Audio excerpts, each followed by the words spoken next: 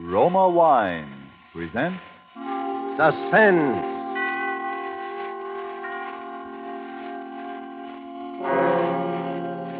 Roma Wine, made in California for enjoyment throughout the world. Salud. Your health, senor. Roma Wine toast the world. The wine for your table is Roma Wine, made in California for enjoyment throughout the world. This is the man in black, here for the Roma Wine Company of Fresno, California, to introduce this weekly half hour of Suspense. Tonight, Roma Wines bring you two of Hollywood's favorite screen stars, Miss Virginia Bruce and Mr. Alan Jocelyn, with the noted character actor George Zucco. Our suspense play, which is produced and directed by William Spear, presents a rather neat problem. That of a crime committed while no criminal was present. And so, with a locked room, and with the performance of Virginia Bruce as an exceedingly bright young lady named Iris Lane, of Alan Jocelyn as an exceedingly shy young man named Harold Mills, and of George Zucco as the exceedingly polished Dr. Woodhall, we again hope to keep you in suspense.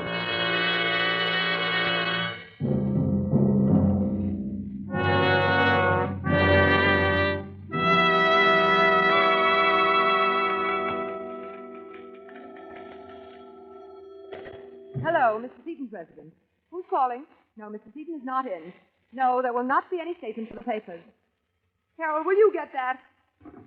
Hello, no, I can't tell you anything about it. Residence? No. No, there will be absolutely no statement. Here we go again. If you wish, only Hello, you're Mr. wasting Seaton's your residence. time. Look, I told Very you this well. morning there wouldn't be any statement for the Goodbye. newspapers. No, not tomorrow either. Dear. I'm sorry, I'm awfully busy right now. I said I was busy. Busy.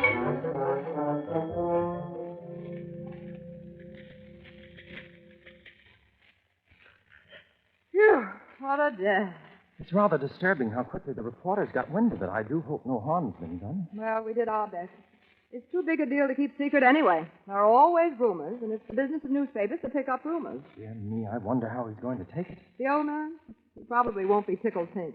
You know how he is. I know I'll be relieved when he has it under lock and key, my word. Oh, good evening, Mr. Seaton. Evening, Harold. Miss Lane, you two still working? No, we thought we'd stick around till you got here. Oh, I'm sorry I was so late. The newspapers have been calling, Mr. Seaton. The newspapers? How in blazes We did told they... them there wouldn't be any statement. Oh, I should hope not. Now, how do you suppose... Then it's not finished? Oh, no, the deal's closed. Have it with me, as a matter of fact. With you, sir? You've been carrying it around in your pocket? You see why I don't feel so good about the newspapers. But at least I got it home all right. Like to see it? Oh, yes. Doesn't look like much, wrapped up like this. Well, there it is. Like it? The Lavella diamond. What a beauty. It's enormous. Yes. But tomorrow we start to cut it. And within a year, it'll be just so many engagement rings. You know, I hate to see it change. It's so beautiful the way it is. Oh, there's no money in it for me this way. Oh, Dr. Woodhall called. He wants to give you a checkup if he can catch it before dinner. No, Dr. Woodhall. An old woman. Treats me like an invalid. Oh, well. Anything else? Nothing important. Oh, Harold, will you answer? Yes, certainly. Mr. Seaton's residence. Who's calling, please? Just a moment. Mr. Seaton, Mr. Van Houten. Van Houten? Yes, he wants to speak to you. Oh, tell him I'm out. Mr. Van Houten, Mr. Seaton's out of town. Well, dear me, you can think what you like, but Mr. Seaton is not here. Goodbye. Odd. What'd he say? He said he has information that you are here, and he insists on coming up here now. It sounds most disagreeable. Oh, I don't think he's likely to show up. If he does, don't let him in. All right, Mr. Seaton. I'll be in my study until Woodhall gets here. But don't forget your medicine, Mr. Seaton. I put it right beside the seltzer bottle. Oh, I won't forget. I hope Dr. Woodhall hurries. I'm dead. I'm sure you must be. Mr. Seaton seemed awfully proud of his new stone, didn't he? I thought he was cool as a cucumber. How would you feel if you just bought the biggest diamond in the world? Oh, the second biggest, I believe, Iris. Not that that's anything to belittle. What do you suppose he paid for it? I understand the price was something under $1 million, but he expects to get back over $1.5 million once it's cut and polished. Harold, putting that kind of money into a piece of stone. I know if I had $1 million, I'd never buy diamonds. Dear me, for that matter, neither would I. But for some people, diamonds take the place of other things. Power, love. What would you do if you had $1 million? I don't know. There are a lot of swell people I'd like to help out. Then I'd like to travel. Oh, there are lots of things. What would you do? You really want to know? Of course I do. I don't think I should say this, but if I had $1 million or even much less, I'd ask you to marry me. Why, Harold... No, please, I don't want you to say anything. You don't have to. I know I'm not the sort for you, really. I'm not like Dr. Woodhall, sure of myself. Well, it's not that, Harold. Honestly, it's just that you never said anything before. You never even... What was that? It sounded as if it came from the study. Mr. Seaton? Mr. Seaton, is anything wrong? He doesn't answer. Mr. Seaton! The door's locked. Yes, have you your key, Iris? It's right here. Mr. Seaton! Mr. Seaton. Why, where is he? There he is on the floor. What's happened to him? Is he sick? Wait, I'll see. Oh, goodness. Put him on the couch. Just a minute, Iris. I don't think you'd better look. He's badly injured. Injured, but how? It's his head. Get a doctor, will you? A doctor? Someone's tried to kill him. Hurry. To kill him? All right. Try Dr. Woodall. Maybe he hasn't left. I will. Operator, get me granite, 69700. Well, good evening, Iris. Oh, Dr. Woodhall. Never mind, operator. Come on, doctor. I was just calling you. Is something wrong? Mr. Seaton, he's hurt. Someone tried to... Harold, Dr. Woodhall was just coming in. Oh, my goodness, I'm so glad you're here, Doctor. What's the matter with Seaton? I think someone tried to kill him. It's his head. You can see the blood. I found this under him. What's that? It seems to be a piece of broom handle filled with lead. Evidently, he was struck with it. Concussion. Nasty. Still some pulse. I just had him in my bag. Here you are. And you'd better call the police. The police? Certainly. This is attempted murder. Oh, dear. Good evening. Did I hear somebody say murder? Who are you? My name is Van Houten. I telephoned a little while ago. How did you get in? Well, I rang, no one answered, so I walked in. I wish to speak with Mr. Seaton, but I see that perhaps I'm a little too late, eh? Perhaps you knew you'd be a little too late, Mr. Van Houten. Harold, I think we'd better leave that to the police. Will you call them? I can't figure out how it happened. Harold, you and I have been outside that door all day. I know there wasn't anyone in this room. Iris, it must have been the windows. What do you mean the windows? No one could climb. You see, look, there's a ladder still there. And it took us some time to open the door. There is a ladder. Oh, yes, a very convenient ladder. Don't you see? It still couldn't have happened. What do you mean? Someone came through the window, hit Mr. Seaton, and escaped the same way. But it couldn't have happened that way. Look, the windows are locked. Both of them on the inside. And Harold and I were outside the only The door. windows are locked? Dear me. That means Mr. Seaton was alone. Alone in a locked room.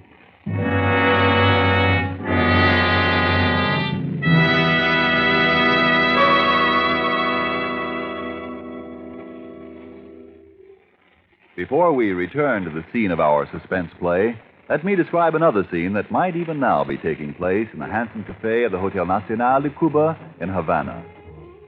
An American visitor has remarked to his Cuban host what great enjoyment the gay Cuban music and the dancing gives him.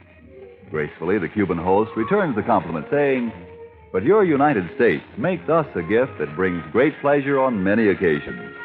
This superb wine from the choice wine districts of your California, this fine Roma wine. Yes, for a wine to give great enjoyment, it must have greatness of character. And it's this that has spread the fame of Roma wines to other lands. Why otherwise would these countries import Roma wines to be enjoyed as a rare luxury? How fortunate, then, are you who can enjoy any of the Roma wines, many different delicious wine types, whenever you choose, without additional charge for import duty, with no high shipping costs added to your small cost for Roma wine. Yet here is a quality so high it has won international recognition. Quality coupled with cost so modest that Roma wines are America's largest selling wines. Why not make your own taste test of these good Roma wines and discover for yourself the fine wine qualities acclaimed by wine experts of many lands? I'll spell out the name for you. R-O-M-A, Roma wine, made in California for enjoyment throughout the world. And now it is with pleasure that we bring back to our soundstage Virginia Bruce and Alan Jocelyn with George Zucco in The Locked Room. A tale well calculated to keep you in suspense.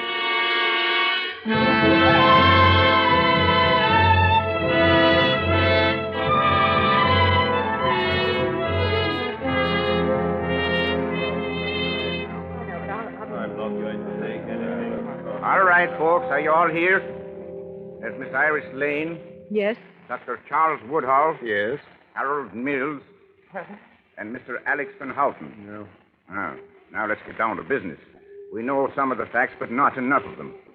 We know that you four were the only people in the house when Mr. Seaton was robbed, outside of the cook, and she was in the kitchen. We know Seaton had the diamond on him when he went into the study, and that someone lifted it before we got here. We haven't located the diamond yet, but we will.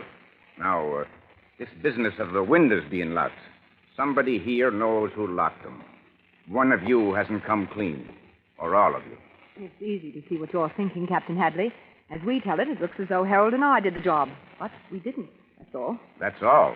The only door locked and watched before and after, windows locked before and after, no one hidden in the room before or after, and I don't believe in ghosts, so the thing's impossible. Now, which one of you locked those windows?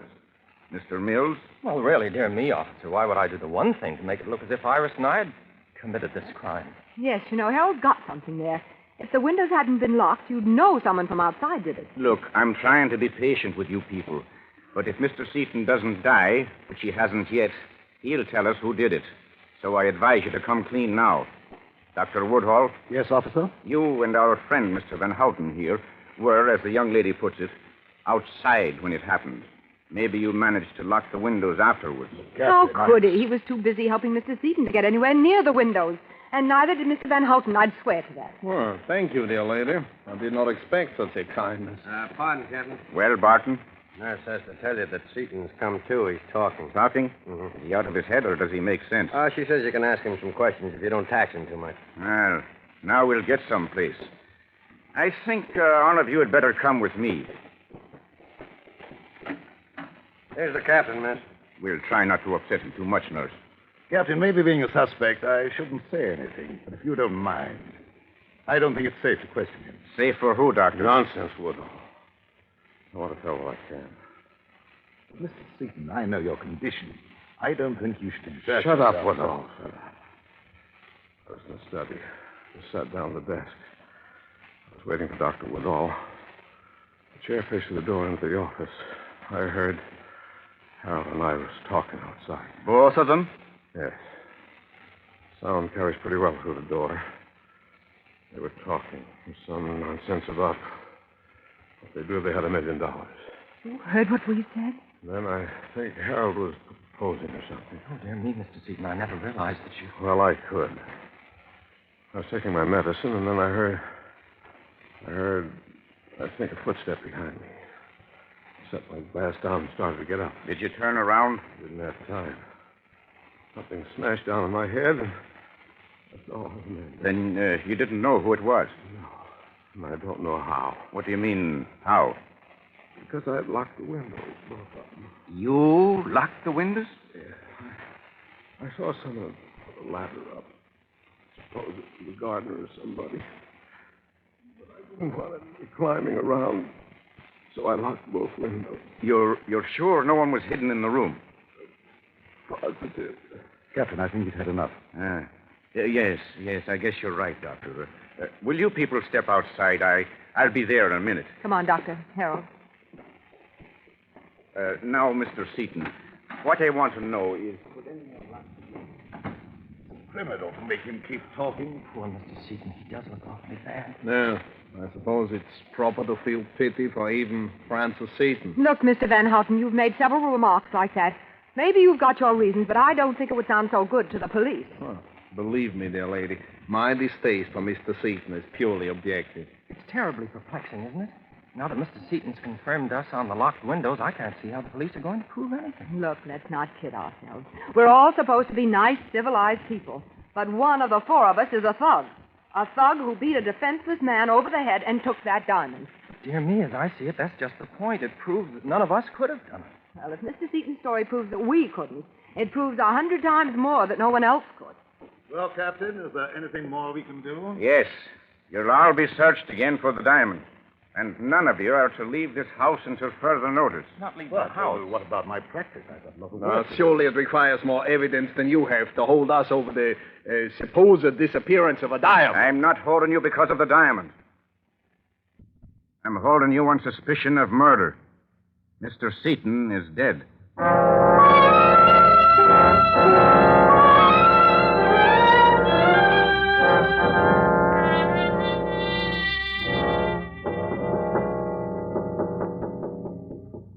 Who's there? Can I come in, Iris? Oh, Dr. Woodhall. What do you want? I'll only be a minute. Well, all right. I hate to disturb you, but I'm really worried. You are? Iris, why don't you try to get out of here? Out of here? Why on earth should I? Don't you realize you're suspected of murder? You could hide somewhere until this has all been cleaned up. Are you crazy? Sure, I'm suspected, Doctor, but no more than you. How's it going to look if I suddenly disappear? Yes, I suppose you're right. If I could only keep you out of this. I'm so worried I don't think straight. You have a cigarette, Iris? Yes, look in that box on the table. Oh, watch out, there's a lamp cord. Oh, I'm sorry. That was clumsy of me. Oh, don't let it worry you. It's no heirloom. What's that? What? Iris, look. Where did you get that? The diamond. Where did you get it? That was on the floor. On the floor. Iris, didn't the police search in here? How did it get on the floor? I suppose it must have been in the lamp. Yes. See? This part lifts out. It must have been an oil lamp. Apparently. May I have it, please? The diamond? It was found here. What do you want to do with it? I want it. Iris, it's not safe. Sure, I know. Give it to me. Well. Thanks. Are you going to give it to Captain Hadley? Why? I don't think it would be wise. Not yet. You're not afraid of something, are you? Iris, suppose they didn't believe you. Suppose they think that you... Well, I'll think about it. Dr. Woodhall, will you do me a favor? Certainly, if I can. Well, would you meet me here in exactly 10 minutes?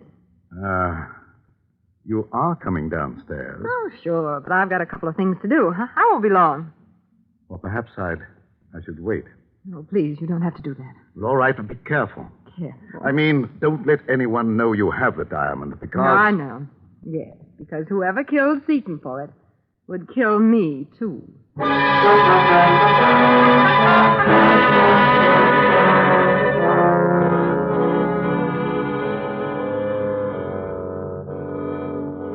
know it will be soon. Tonight. It has to be. What? Yes, I'll do it as loud as I can, but don't slip because I'm counting on you and...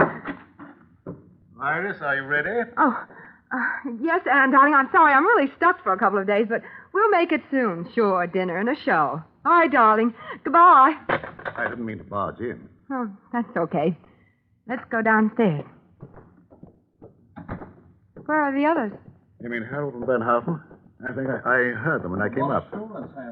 Yes, they're in the office. Listen. Come on, let's go in. It'll only be for a few days. Oh, we wondered if you were coming down, Iris. My, you startled me. We're not intruding. Intruding? It sounded like you were having a little argument. Oh, no, it wasn't that exactly. You see, we were talking about, well, dear me, I don't know why I shouldn't tell you, about an engagement ring. An engagement ring? Harold. I didn't want you to know I'm buying one from Mr. Van Houten. I don't have quite enough money, and I won't have for a few days. Mr. Van Houten sells rings. Well, I thought that was understood. It's my profession. I deal in diamonds in a small way. Diamonds? To the police? Is the word diamond so surprising, sir? Naturally, the police would have to know my business with Mr. Yes, Seaton. yes, I'm sure they would. It's only... You're hinting that my apparent dislike for the late Mr. Seaton, Doctor. Well, I hated him. He was a cheat and a fraud. I cheated me. Doesn't sound like Mr. Seaton. My dear young lady, there are 100 men in Amsterdam who would be glad to know that he suffered.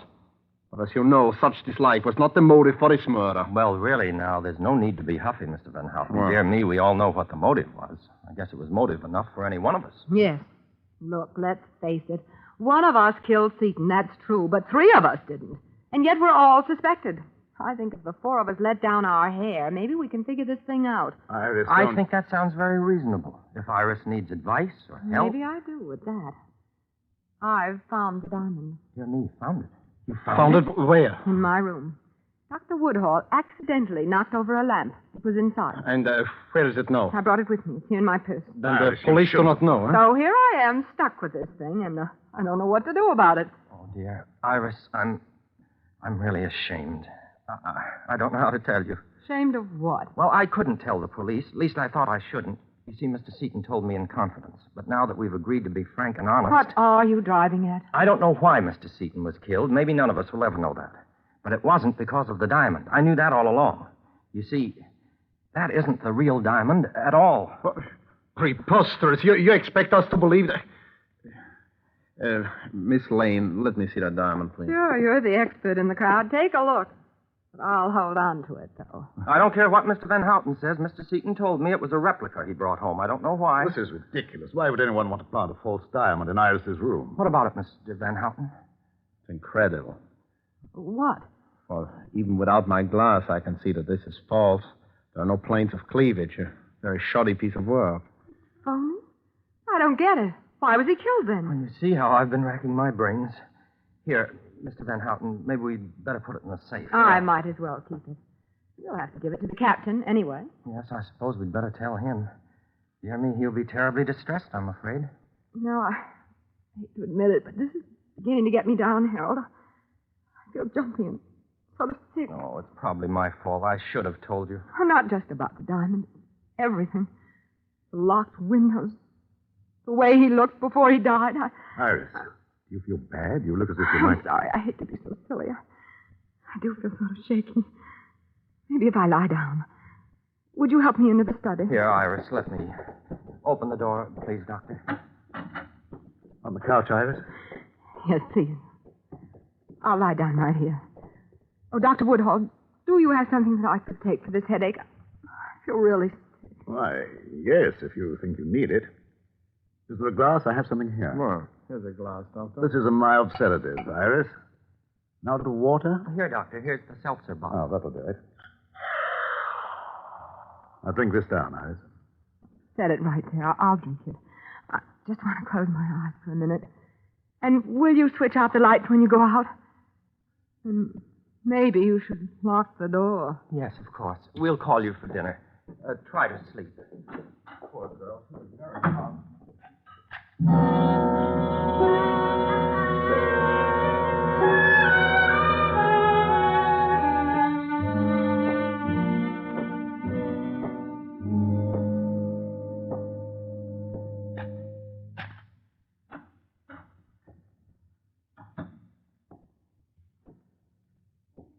Who is it? Oh, so you are awake, eh? Van Houten. Where's the diamond? Diamond. Give it to me. Well, But you said it was false. we are not so easily fooled. We know what goes on. We? Who do you mean? Never mind. Give me the diamond. And if I don't? You know what will happen if you don't. Hey, who's there? What are you doing? Oh, Van Houten, what is it? What's happened? Who is it? Turn on the lights. Harold. Well, I seem to have arrived just in time. Harold, you hit him. No, he's only knocked out. How are you feeling? Why, much better. Oh, you didn't take your medicine. No, I didn't. Oh, dear me. I was afraid you were too smart for that.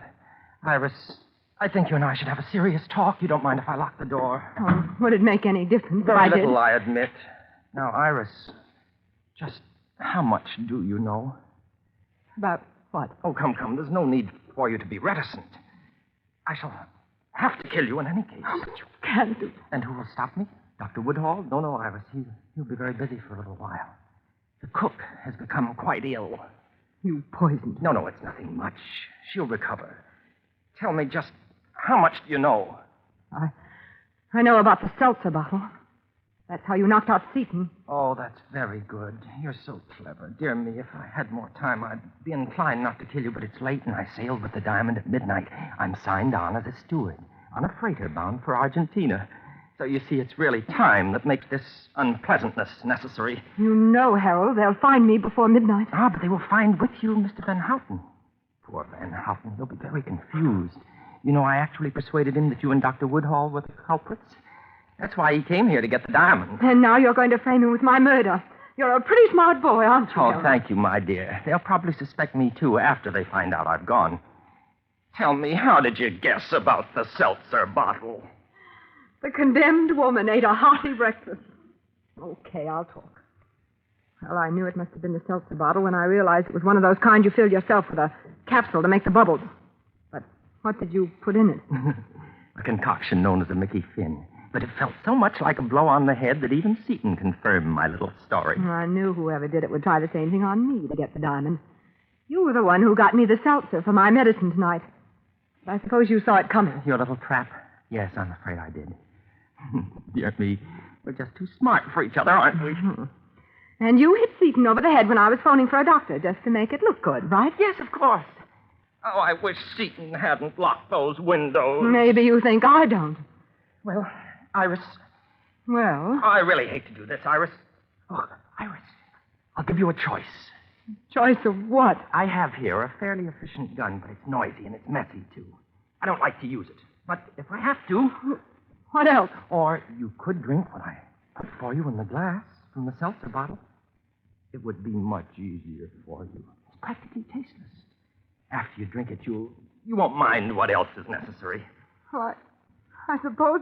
Yes, that's right. Pick it up. Now, drink it. Quickly. All right. Here goes. Why, you...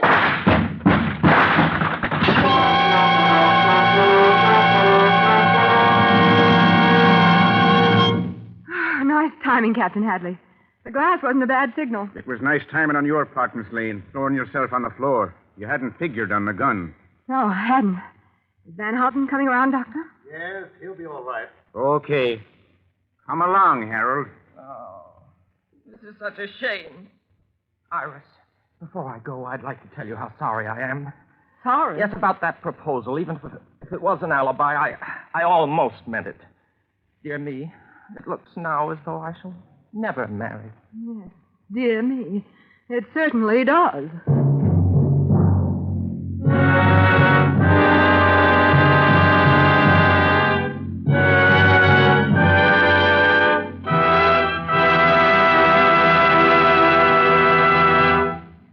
And so closes The Locked Room, starring Virginia Bruce and Alan Jocelyn with George Zucco. Tonight's tale of Suspense.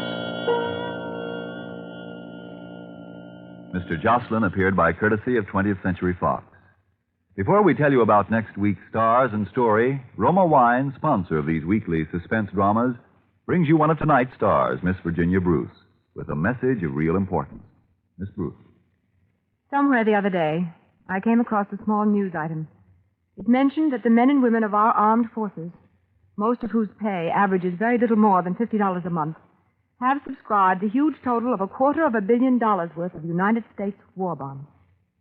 Ladies and gentlemen, if you need a testimonial to the worth of subscribing to the Fourth War Loan, which is now on, I think this news item supplies it. If the men and women who are fighting this war have that kind of faith in the future of our country, how can we have less? This is the time when our armed forces are making ready for the final extra effort, which will bring us victory. They need your extra support from extra purchases of war bonds. For the Fourth War Loan, one extra $100 war bond, please. Next Thursday, same time, Roma Wines will bring you two distinguished actresses, Miss Ida Lupino and Miss Agnes Moorehead. Don't forget, then, next Thursday, for Ida Lupino and Agnes Moorehead in Suspense. Presented by Roma Wine, ROMA, made in California for enjoyment throughout the world.